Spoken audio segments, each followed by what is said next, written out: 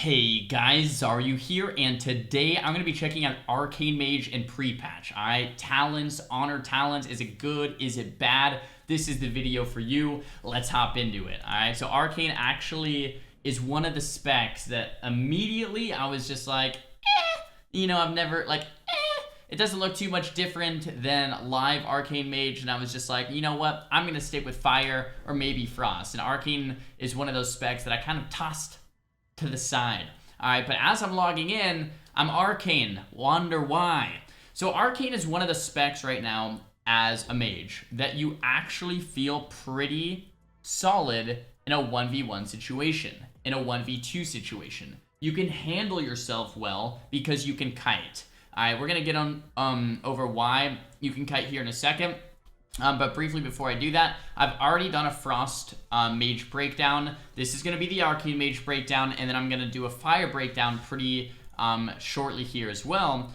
For Frost, everything's the same that I showed you guys last, except instead of Bone Chilling, I have been playing with Ice Nova. So basically, Frost is the same spec that we're used to on live. Now, swapping it up to Arcane. So this video, we're going to be digging into Arcane just a little bit, talking about talents, honor talents, playstyle, etc. Okay, for pre-patch mage. And it's probably going to be pretty similar for when Shadowlands actually does begin to launch. So Arcane, first off, is pretty cool because you just have so many utility abilities, right? Mass Invis, Normal Invis, Temp Shield, Alter Time, Blink. Like, it's just insane, right? It's almost overwhelming when you first hop onto Arcane because you're like, holy shit, what do? I have like 14 buttons to press that'll keep me alive. Which is the best one to press? So it's actually kind of hard in that regard because you're like, I have so much that I can do. What should I do? Before we get too much into playstyle, though, let's hop into the talents. Amplification first row. Auto lock-in every time. They actually buffed this in the expansion to give you 2 additional missiles on the clear cast. Meaning, when you get clear cast, baby, it's go time. Alright, it's literally a shotgun. It's amazing. Get clear cast up, shoot some missiles, bada bing, bada boom. If you don't know what clear casting is, guys, there it is. For each 50 mana you spend, you have a 1% chance to gain clear casting, making your next arcane missiles free and channel 20% faster, and it fires an additional missile. With his talents, it's 2 more additional missiles, and then I'm just skipping ahead of myself going to PvP talents, and it also gives you 5% more damage per stack, and it can stack 2 additional times, so 3 times total. Okay, this is insane. This makes arcane missiles your one shot. This makes arcane missiles your go-to, alright? Your butter, your bread and butter. In fact, it's incredible. You don't even have to cast anything else. Just arcane missile spam all day, baby. Alright, that is it. Alright, moving on though. So, lock and amplification, check, easy, done, next, right? That is it. Next row, we have Master of Time, new talent. A lot of you guys might be like, whoa, what is that? Master of Time, guys, you master time. Reduce the cooldown of alter time by 30 seconds, and when you alter, it resets your blink. You don't get Shimmer anymore, you give up Shimmer for this. Now, Shimmer is nerfed this expansion to 25 seconds instead of 20, meaning with Shimmer it's still good, you can still cast and or blink and cast, but it's going to be a 25-second cooldown, meaning if you blink twice, you're out of blinks for a minute, or 50 seconds to be exact. That's, you just keep that in mind. And then Slipstream, clear casting allows arcane missiles to be chained while moving. We don't see this too much in rated arena. A lot of the time we're going to be seeing Master of Time or Shimmer. When to play which? Master of Time against things without a purge and with a stun, it's an auto lock-in, right? You're fighting a Resto Druid sub-rogue in 2s, instant Master of Time. You can blink the stuns from the rogue. You can blink the stuns from the Druid. You can alter time. They can't purge it. You alter back. You have more blinks. It's just better. It's just better than Shimmer in that situation. In 3v3, when you need to land polymorphs, you're playing with a rogue, you have a healer, the game's going to go longer anyway. Shimmer is most likely going to be the pick over Master of Time in almost every situation. Now, if you're playing Arcane, you're playing a session of 3s, and you're losing because you're dying over and over and over against the same team, go Master of Time. It's tankier. You have a shorter cooldown alter, you can blink out of stuns, you're going to survive easier with Master of Time. This guy just comes up and says, have a good one. You too. You too. and you're in a YouTube video. Anyway, got a little distracted. Master Time's gonna be tankier. Shimmer's gonna be more offensive. You can blink in, get those polymorphs.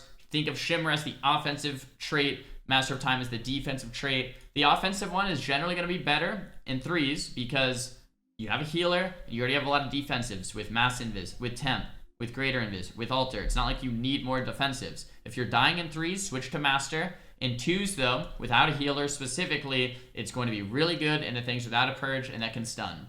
Alright? So, next row, we got Incanter's Flow. Alright? So, I auto-lock in Shimmer and then swap to Master Time when I want to. Incanter's Flow, Focus Magic, and Rune of Power. ROP! Oh man, it's gonna be a fun talent row. I can already see the people typing, dude, Czar! Dude, Rune of Power, man, rot, one shot, Arcane Dream, yeah! Dude, okay.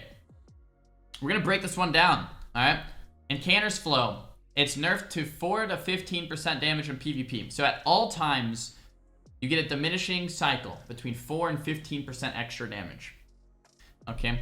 Focus Magic. You get 5% crit to your partner, and you get 5% crit when they crit.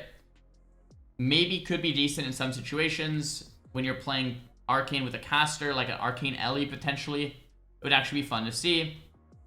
Maybe it could be alright. I'm not actually too sure. I haven't done too much Focus Magic testing. I doubt it'll be better, but it maybe could be in those situations. So like Arcane Ellie 3v3 with a healer, maybe could be good. Rune of Power is nerfed in PvP.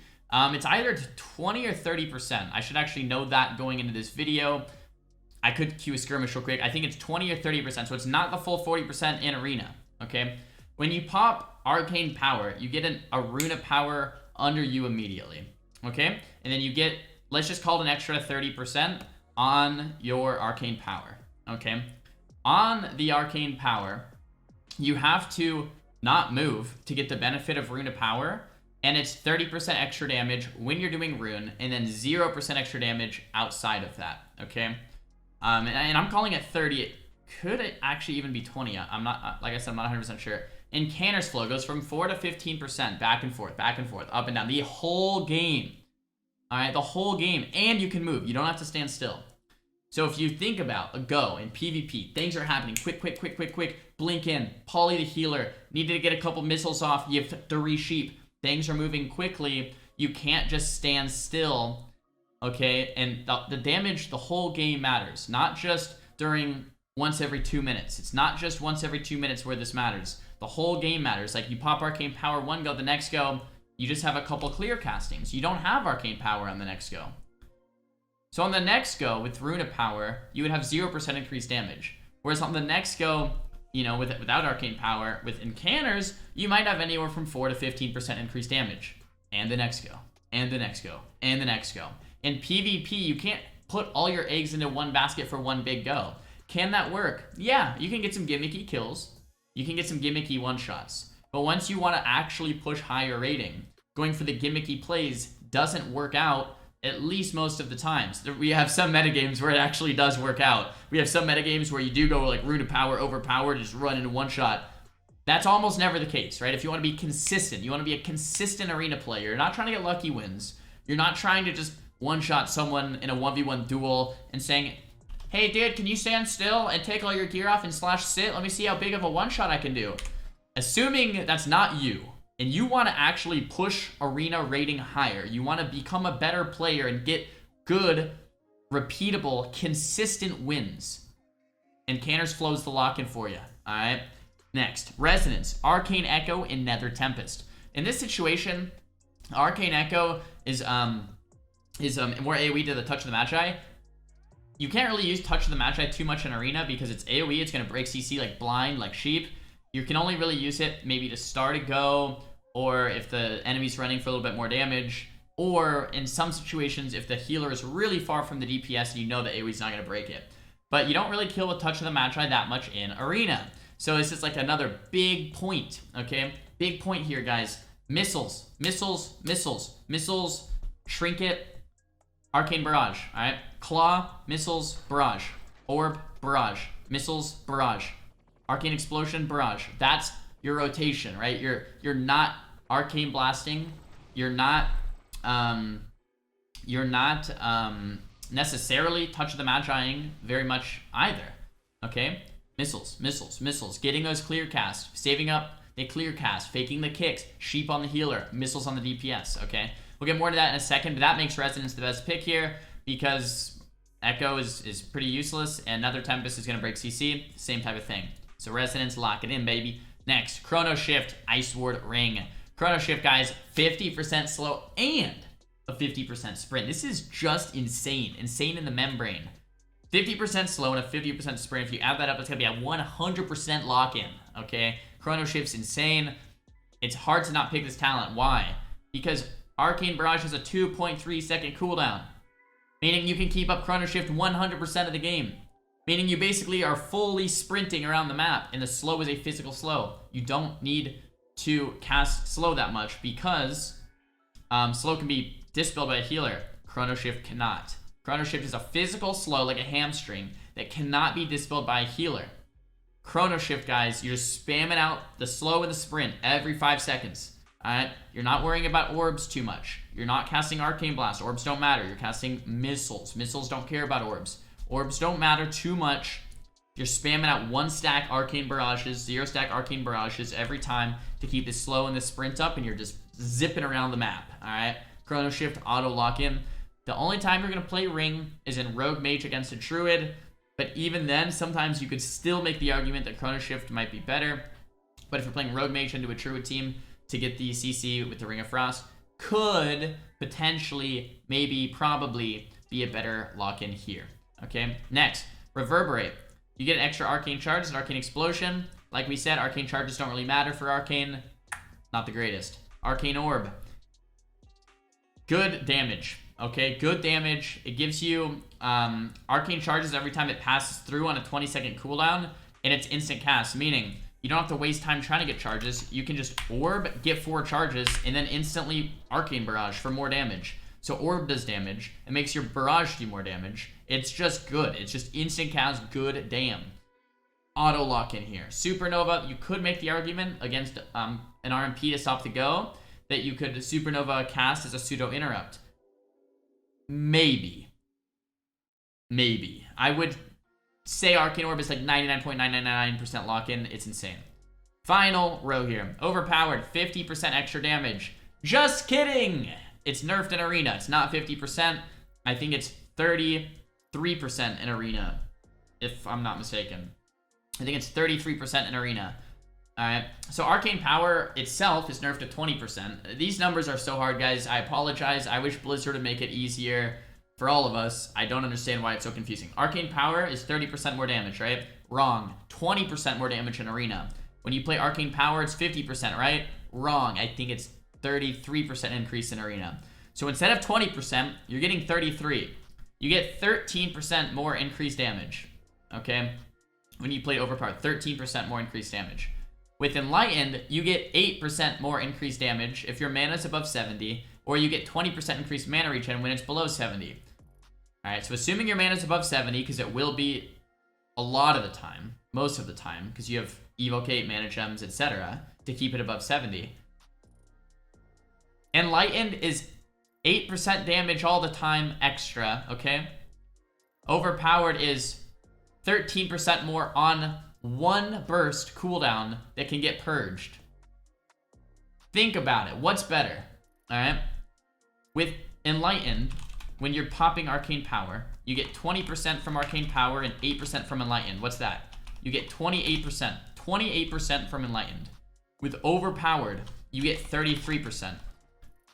Would you rather have an extra 8% damage all the time, and on your burst, 28% increased damage, or 0% increase all the time, and then on your burst, 33? Simple answer, Enlightened all the way, Overpowered, trash-ola, okay? Enlightened, auto lock-in. Now, Time Anomaly, I don't think it's going to be played, but I could see it being fine. Maybe. It's not bad. It's one of those talents where it's like, it could work. Is it going to be consistent? Is it going to win you games? Is it going to... Yeah, is it going to be consistent and win you games? No. If you get a Time Warp at just the right time, is it going to be awesome? Hell yeah. It could be super dope sometimes. but it's just RNG, random. Enlightened is consistent, guys. Like, we're talking about consistency here. What's going to be good all the time? What's going to actually get me consistent wins, not just one lucky win? If you want to be a one lucky win type of a guy, go Rune of Power overpowered and run in and fucking press 2 buttons. If you want to get consistent wins and push up your arena rating, here's a spec. Lock it in, baby. Next, Arcane Empowerment. Insta lock in. Clear cast up to 3 stacks with the 5, 10, and 15% increased damages. Bonkers, baby. Bonkers. Alright, next, Mass Invis. Almost always auto lock this in, man. If your healer's in a blind, Mass Invis, they can't get sapped. If you're going for a poly, Mass Invis, you can't get kicked. Like, as a defensive, if you're being trained Mass Invis, they have to retarget you. It is just good to have another Invis. Pretty much auto lock in both of these. Third one, Temp Shield. If you're getting trained, definitely take Temp Shield. Alright. If you're fighting double dot cleave wizards, dampened over temp is probably going to be better. And if you're really scared, you could maybe even take dampened instead of Mass Invis.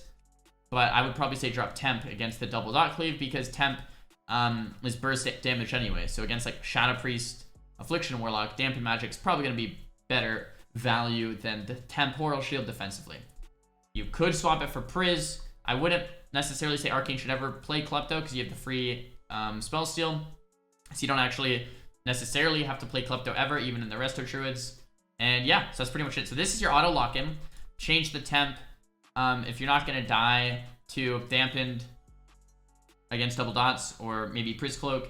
Master of Escape could be worth considering to have a shorter invis, but at that point, I think just having the defensive of the temp would actually be a little bit more beneficial. So I would say auto lock this in, auto lock this in. We have Arcane Mage. We have arrived, friends. We've arrived. For pre-patch guide, I am going to cover just go Arcane Pummeling on all 3 traits. Why? Because you get 10% more clear casting procs, and you get more Arcane Missile Damage. Alright, that is just good. So Arcane Pummeling times 3. With traits, I'm running Conflict, Crucible, Lucid Breath. All this is going to be gone in the expansion team. I'm just covering this for people that are playing right now in pre-patch, so you know what to do. So that's the necklace. Those are the traits. This is the spec. This is the PvP talent. We're going haste and verse, so you could even go more haste than me, but I'm 31 haste, 23% verse, and you could go even a little bit more than that, like I said, if you wanted to. But that's just kind of what I'm going. I'm going to the Torn Developments enchant, obviously the Fly Mog, and so before I wrap up this video, guys, I just want to talk once again. We touched on it a couple times about Arcane playstyle. Okay, with Frost playstyle, you know, we touched on how maybe this spec should be played. So with Arcane, it's very different. With Arcane, you can pretty much unbind Arcane Blast. It's not good, at least right now. The only time you're using Arcane Blast is with Presence of Mind. Yeah, 99% of the time, it's only with Presence of Mind. Sometimes, if you're not necessarily trying to kill, and you're just trying to stack charges for a bigger burst go, and they're far, so you can't Arcane Explosion, then you can Arcane Blast. If they're close, I would just say Arcane Explosion. If you're not trying to do damage and get stacks or get Arcane charges, it's better just Arcane Explosion for those charges. But if they're far and you want to get stacks and you're not trying to kill and you're trying to just get charges and your orb's on cooldown and you can't Arcane Explosion, then you can maybe think about doing an Arcane Blaster too, but that's almost never. Okay? So I just want to get that out of the way first. Just missiles. Missiles going to be more damage, more consistent pressure, more burst. It's using mana. You can get clear casting with missiles. Good, good, good, good, good, good, and good. Next. Arcane burst damage, or just Arcane playstyle in general. You're going to have to fake kicks. As Arcane, download Omnibar. Okay, it's one of my add-ons. I'm going to be doing a full add-on video here this week or next week. Full add-on video coming soon. Omnibar, guys. It tracks kicks. You can track enemy kicks, enemy cooldowns, all right? Download this add-on.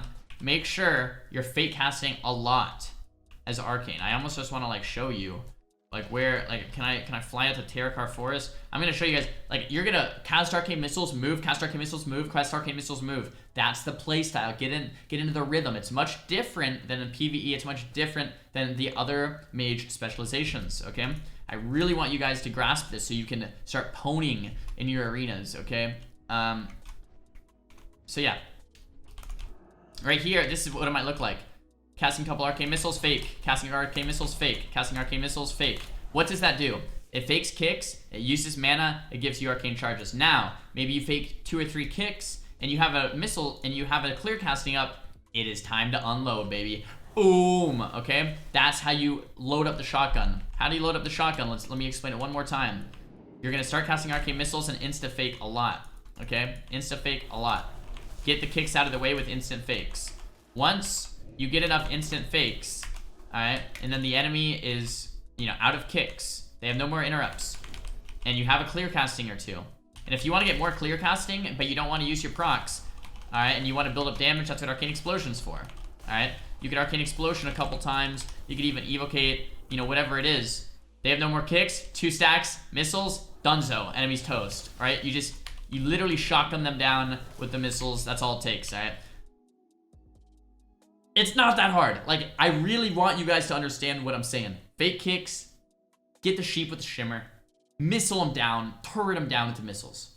Alright, if you guys can understand that, you're gonna do phenomenal as Arcane. You're gonna own noobs as Arcane. Alright, if you're trying to cast Arcane Blast, if you're trying to do this Arena Power overpowered gimmicky thing, it's not gonna work out for you in Arena most of the time, right? This is the strats, giving it to you, alright? Helping out the people understand how to get it done on the Arcane Mage. Guys, if you enjoyed this video, please give it a big thumbs up. If you did not enjoy the video, give it a big thumbs down.